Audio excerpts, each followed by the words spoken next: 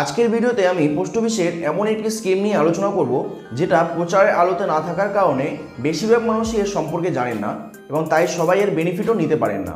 অথচ এটা government of India দ্বারা 100% সুরক্ষিত একটা ইনভেস্টমেন্ট প্ল্যান, যেখানে খুব সামান্য টাকা ইনভেস্টমেন্ট করেও আপনি আপনার ভবিষ্যতের জন্য একটা বড় ধরনের ফান্ড তৈরি করতে পারেন। সেই সাথে যারা ট্যাক্স পেয়ার রয়েছেন, অর্থাৎ যাদেরকে তাদের ইনকামের উপর ট্যাক্স প্রদান করতে হয়, তারাও এই স্কিমে ইনভেস্টমেন্ট করে ইনকাম ট্যাক্সের সেকশন 80C এর ট্যাক্স বেনিফিটের সুবিধা নিতে পারবেন। তো আজকের ভিডিওতে আমি গভর্নমেন্ট অফ ইন্ডিয়া দ্বারা 100% সুরক্ষিত পোস্ট অফিসের ডাক জীবন বীমা বা পোস্টাল লাইফ ইন্স্যুরেন্স সম্পর্কে সমস্ত ইম্পর্টেন্ট নিয়ম, এর সমস্ত ফিচার্স, এর ট্যাক্স বেনিফিট, এছাড়া এর পলিসি টাইপ কি রয়েছে, অর্থাৎ কত ধরনের পলিসি রয়েছে এই পিএলআই এর মধ্যে, এবং পিএলআই সম্পর্কিত একদম নতুন একটি গুড নিউজ আপনাদেরকে আমি দিতে চলেছি এই ভিডিওতে।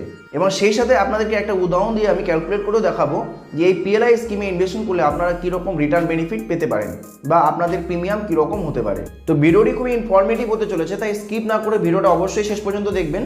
এবং যদি আপনারা এই চ্যানেলে প্রথমবার এসে থাকেন তাহলে চ্যানেলটিকে অবশ্যই সাবস্ক্রাইব করে রাখবেন এই ধরনের ইনফরমেশন সবার আগে দেখার জন্য। আপনাদের মধ্যে অনেকে রয়েছেন যারা এই ডাক জীবন বীমা সম্পর্কে জানেন, কিন্তু বেশিরভাগ মানুষই ডাক জীবন বীমা বলতে শুধুমাত্র পিএলআইকেই বোঝেন। কিন্তু আদতে এই ডাক জীবন বীমা দুই রকমের, এক হচ্ছে পিএলআই বা পোস্টাল লাইফ ইন্স্যুরেন্স এবং দ্বিতীয়টি হচ্ছে আরপিএলআই বা রুরাল পোস্টাল লাইফ ইন্স্যুরেন্স বা যেটাকে গ্রামীণ ডাক জীবন বীমা বলা হয়। এই পিএলআই এবং আরপিএলআই দুই ক্ষেত্রেই এদের যে বেসিক টার্মস অ্যান্ড কন্ডিশনগুলো রয়েছে, বিভিন্ন রুলস রয়েছে, সেগুলো প্রায় মোটামুটি একই রকম। তো সেজন্য সর্বপ্রথম আমরা পিএলআই এবং আরপিএলআই এর যে বেসিক টার্মস অ্যান্ড কন্ডিশনসগুলো রয়েছে, যে রুলসগুলো রয়েছে, সেগুলো সম্পর্কে প্রথমে আমরা জেনে নিই। তো এই পিএলআই বা পোস্টাল লাইফ ইন্স্যুরেন্স চালু হয়েছিল 1884 সালে।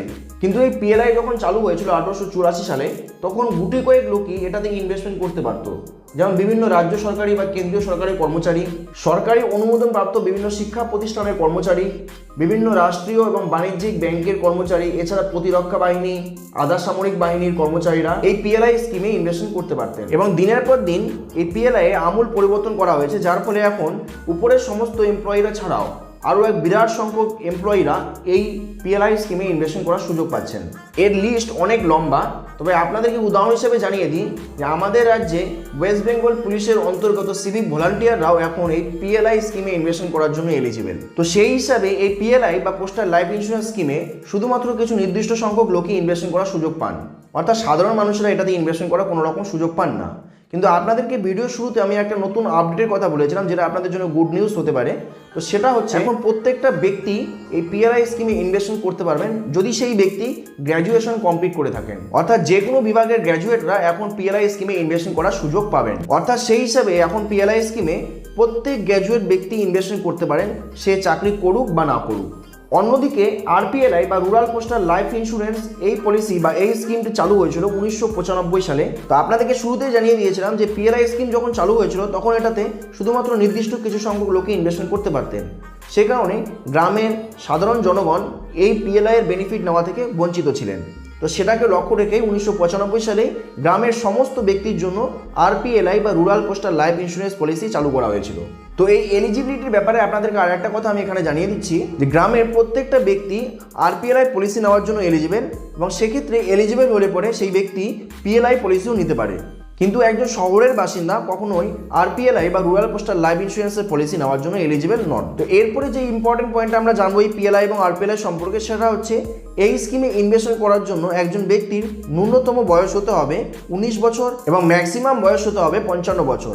অর্থাৎ 19 থেকে 55 বছর বয়সের মধ্যে থাকা যে কোনো ব্যক্তি এই পিএলআই স্কিমে ইনভেস্টমেন্ট করতে পারেন বা আরপিএলআই স্কিমে ইনভেস্টমেন্ট করতে পারেন। তো এরপরে আমরা দেখবো এই পিএলআই এবং আরপিএলআই দুটো পলিসির ক্ষেত্রে মিনিমাম এবং ম্যাক্সিমাম সাম অ্যাসিওর্ড কত। তো পিএলআই এর ক্ষেত্রে এই মিনিমাম সাম অ্যাসিওর্ড হচ্ছে 20,000 টাকা এবং ম্যাক্সিমাম সাম অ্যাসিওর্ড হচ্ছে 50 লাখ টাকা। এবং আরপিএলআই এর ক্ষেত্রে মিনিমাম সাম অ্যাসিওর্ড হচ্ছে 10,000 টাকা এবং ম্যাক্সিমাম সাম অ্যাসিওর্ড হচ্ছে 10 লাখ টাকা। অর্থাৎ একজন ব্যক্তি এই লিমিটের মধ্যে যে কোনো সাম অ্যাসিওর্ডের জন্য পলিসি নিতে পারে বা পারচেস করতে পারে। তো এরপরে আপনাদেরকে জানিয়ে দিই, আপনারা পিএলআই এবং আরপিএলআই দুটো পলিসির ক্ষেত্রে আপনার নমিনেশনের ফ্যাসিলিটি পাবেন এবং পরবর্তীতে চাইলে আপনারা নমিনিকে পরিবর্তন করার সুবিধাও অ্যাভেল করতে পারবেন। এবং আপনারা পিএলআই হোক বা আরপিএলআই যে ক্ষেত্রে আপনারা পলিসি পারচেস করেন না কেন, আপনারা যেটার জন্য এলিজিবল হন না কেন, পলিসি নেওয়ার পর আপনারা প্রমাণ হিসাবে আপনারা একটা বন্ড বা পলিসি বন্ড পাবেন এবং আপনারা একটা পাসবুক পাবেন। যেই পাসবুকটাকে আপনারা প্রিমিয়াম জমা দেওয়ার জন্য ব্যবহার করতে পারবেন। এবং কোনো কারণে যদি আপনার পলিসির বন্ড বা দলিল এবং পলিসির পাসবুক হারিয়ে যায়, সেক্ষেত্রে আপনারা ডুপ্লিকেট বন্ড বা ডুপ্লিকেট পলিসি বন্ড এবং ডুপ্লিকেট পাসবুকের জন্য অ্যাপ্লাই করার সুযোগ পাবেন এবং খুবই সামান্য চার্জের বিনিময়ে আপনারা ডুপ্লিকেট পলিসি বন্ড এবং ডুপ্লিকেট পাসবুক আপনারা পেয়ে যাবেন। তো এরপরে একটা ইম্পর্টেন্ট পয়েন্ট সম্পর্কে আপনাদেরকে জানাবো, সেটা হচ্ছে এর প্রিমিয়াম। আপনারা পিএলআই পলিসি নেন বা আরপিএলআই পলিসি, দুই পলিসির ক্ষেত্রে আপনারা এর প্রিমিয়াম জমা দেওয়ার মোড হিসাবে মান্থলি বা কোয়ার্টারলি বা হাফ ইয়ারলি বা ইয়ারলি যে কোনো একটা মোডকে আপনারা বেছে নিতে পারেন। এবং আপনারা পিএলআই পলিসি নেন বা আরপিএলআই পলিসি, যে পলিসি নেন না কেন, যখন এর প্রিমিয়াম ক্যালকুলেশন হবে ফার্স্ট টাইম, তখন প্রত্যেক 20,000 সাম অ্যাসিওরের জন্য আপনার প্রিমিয়াম থেকে 1 টাকা কম হবে। অর্থাৎ ধরুন যদি আপনি 1 লাখ টাকার একটা পলিসি নেন এবং যেটার প্রিমিয়াম ক্যালকুলেশন হলো 500 টাকা, সেক্ষেত্রে প্রত্যেক 20,000-এ যেহেতু 1 টাকা প্রিমিয়াম কম হয়, সেক্ষেত্রে আপনার 1 লাখ টাকার পলিসিতে আপনার মোট 500 টাকার প্রিমিয়াম থেকে 5 টাকা কম হবে, অর্থাৎ 495 টাকা হবে আপনার মোট প্রিমিয়াম। এরপরে এই পিএলআই এবং আরপিএলআই এর প্রিমিয়াম রিলেটেড আরও একটা গুরুত্বপূর্ণ ইনফরমেশন আছে, সেটা হচ্ছে এর রিবেট।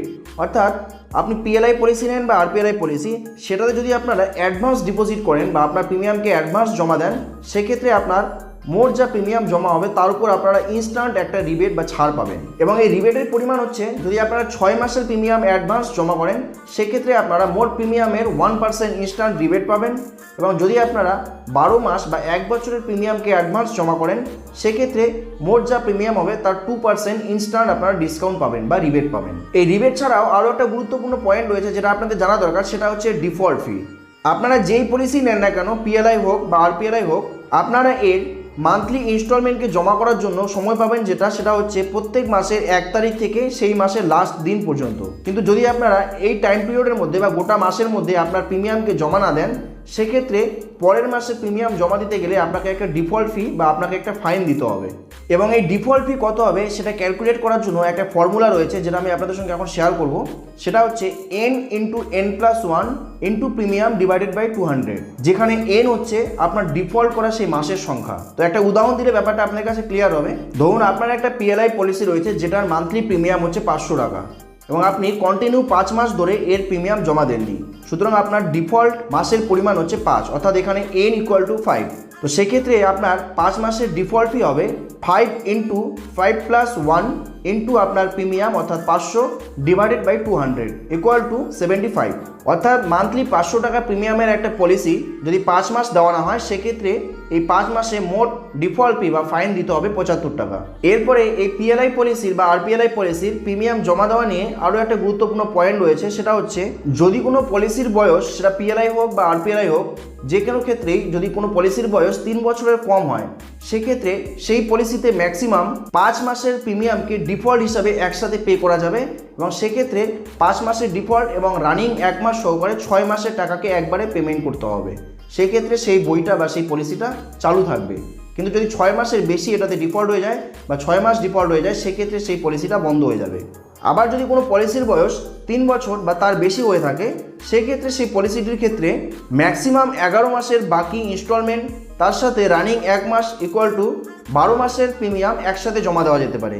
সেক্ষেত্রে সেই পলিসিটা চালু থাকবে। কিন্তু যদি 12 মাসের ডিফল্ট হয়ে যায় বা 12 মাস ধরে বাকি রয়ে যায় প্রিমিয়াম জমা দেওয়া, সেক্ষেত্রে সেই পলিসিটা ডিসকন্টিনিউ হয়ে যাবে। তো যে কারণেই হোক, যদি কখনো আপনার পলিসি ডিসকন্টিনিউ হয়ে যায় বা বন্ধ হয়ে যায়, সেক্ষেত্রে আপনারা আবার সেটাকে চালু করতে পারবেন বা রিভাইভ করতে পারবেন। এক্ষেত্রে রিভাইভেল অ্যাপ্লিকেশন ফর্ম সাথে মেডিকেল সার্টিফিকেট দিয়ে পোস্ট অফিসে জমা করলে সেটা কিছুদিনের মধ্যেই রিভাইভ হয়ে যাবে এবং আপনারা তারপর আপনার সেই পলিসিতে প্রিমিয়াম জমা করতে পারবেন। এবং এই পিএলআই এবং আরপিএলআই দুই ধরনের পলিসির ক্ষেত্রে এর পলিসির প্রিমিয়াম আপনারা কিভাবে জমা করবেন সে ব্যাপারে 3টে পদ্ধতি রয়েছে। এক হচ্ছে অনলাইন প্রিমিয়াম জমা দেওয়ার পদ্ধতি, যেখানে আপনারা ইন্ডিয়া পোস্টের পিএলআই এর অফিসিয়াল ওয়েবসাইট, সেখান থেকে গিয়ে আপনারা আপনার প্রিমিয়াম জমা করতে পারবেন। সেই ওয়েবসাইটটা হলো pli.indiapost.gov.in। আবার আপনারা আইপিইবি মোবাইল ব্যাংকিং অ্যাপ্লিকেশনের মাধ্যমেও আপনারা এই পিএলআই এর প্রিমিয়ামকে জমা দিতে পারেন। এবং দ্বিতীয় যে পদ্ধতিটা রয়েছে সেটা হচ্ছে অফলাইন পদ্ধতি। এই পদ্ধতিতে আপনি আপনার নিয়ারেস্ট যে কোনো পোস্ট অফিসে গিয়ে আপনার পিএলআই এর বা আরপিএলআই এর প্রিমিয়াম জমা করতে পারেন। এবং তৃতীয় যে পদ্ধতিটা রয়েছে সেটা হচ্ছে স্যালারি, অর্থাৎ আপনি পিএলআই করুন বা আরপিএলআই, দুটো ক্ষেত্রেই আপনারা স্যালারি থেকে এর প্রিমিয়াম জমা দেওয়ার ফ্যাসিলিটিকে অ্যাভেল করতে পারবেন। এগুলো ছাড়াও আপনারা এই পিএলআই এবং আরপিএলআই দুটো ক্ষেত্রে সারেন্ডার ফ্যাসিলিটি এবং লোন ফ্যাসিলিটি দুটোকেই অ্যাভেল করতে পারবেন।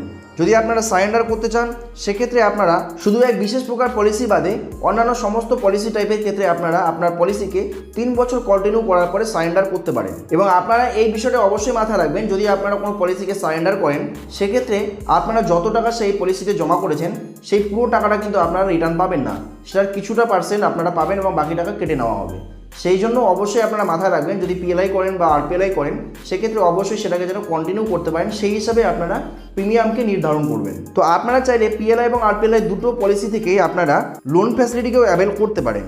অর্থাৎ যদি আপনার কখনো টাকার প্রয়োজন পড়ে তাহলে আপনারা যে টাকাটা এই পিএলআই স্কিমে বা আরপিএলআই স্কিমে জমা করেছেন তার একটা পার্সেন্টেজ আপনারা প্রায় 90% পর্যন্ত আপনারা লোন হিসেবে তুলে নিতে পারেন, যেটার ওপর ইয়ারলি 10% ইন্টারেস্ট চার্জ করা হয়। এবং আপনারা যদি কখনো পিএলআই এবং আরপিএলআই পলিসি থেকে লোন নেন সেক্ষেত্রে সেটাকে চাইলে আপনারা একবারেও শোধ করতে পারেন, অথবা আপনি প্রত্যেক মাসে আপনার প্রিমিয়াম পে করার সাথে সাথে পার্ট পেমেন্টও আপনারা করতে পারেন। এবং আপনাদেরকে জানিয়ে দিই, আপনারা ভারতবর্ষের যে কোনো জায়গায় থাকেন না কেন, আপনার বাড়ি যেখানে খুশি হোক না কেন, আপনি যে কোনো পোস্ট অফিসে এই পিএলআই পলিসিকে আপনারা অ্যাভেল করতে পারেন এবং প্রয়োজনে আপনি যে কোনো পোস্ট অফিসে এটাকে খুব ইজিলি ট্রান্সফারও করে নিতে পারেন একদম ফ্রি অফ কস্ট। পিএলআই এবং আরপিএলআই দুটো পলিসির ক্ষেত্রেই 6 ধরনের আলাদা আলাদা পলিসি টাইপ রয়েছে। তবে এগুলোর মধ্যে সবচেয়ে জনপ্রিয় যে পলিসি টাইপটি রয়েছে সেটা হচ্ছে ইএ বা এন্ডোমেন্ট অ্যাসুরেন্স পলিসি, যেটাকে পিএলআই বলা হয় সন্তোষ এবং আরপিএলআই বলা হয় গ্রাম সন্তোষ পলিসি। এবং পিএলআই এবং আরপিএলআই দুই ক্ষেত্রেই এই পলিসি নেওয়ার জন্য মিনিমাম এবং ম্যাক্সিমাম বয়স হচ্ছে 19 বছর এবং 55 বছর।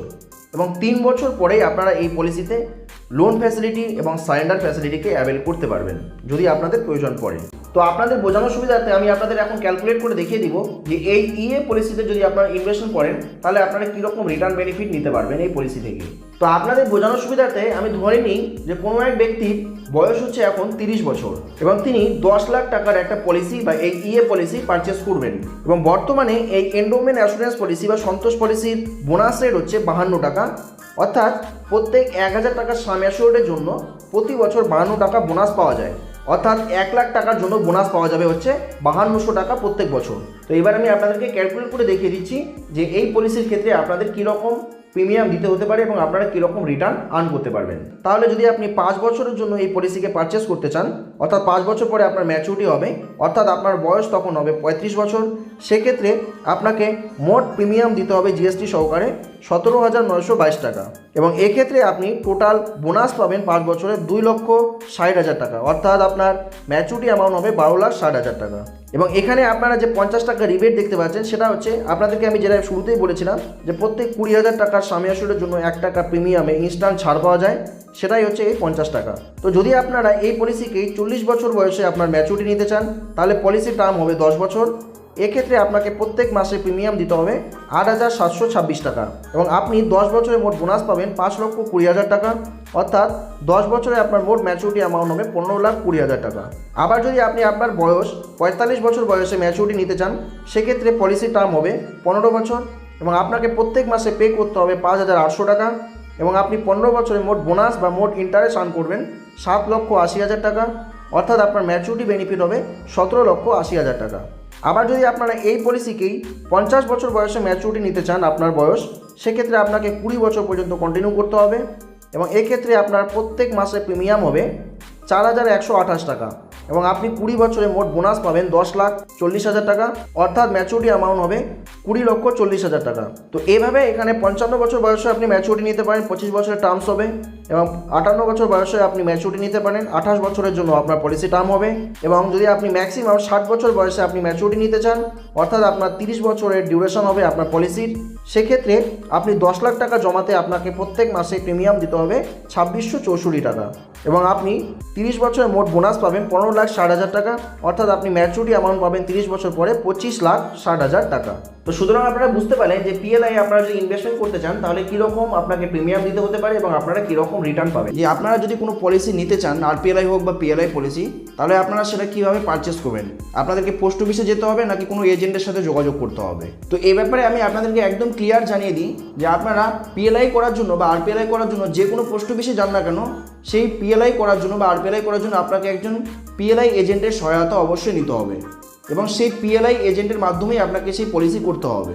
তবে এক্ষেত্রে আপনারা একদম নিশ্চিত থাকতে পারেন, কারণ সেই পিএলআই এজেন্ট কোনো থার্ড পার্সন নয়, সে পোস্ট অফিসের একজন এমপ্লয়ি হয়ে থাকেন, যাদেরকে পোস্ট অফিসের তরফ থেকে পিএলআই এর এজেন্ট কোড দেওয়া থাকে এবং যার কাজ হলো তার নিজস্ব কাজের পাশাপাশি যদি কেউ পিএলআই বা আরপিএলআই করতে আসে তাকে সম্পূর্ণভাবে সহযোগিতা করা।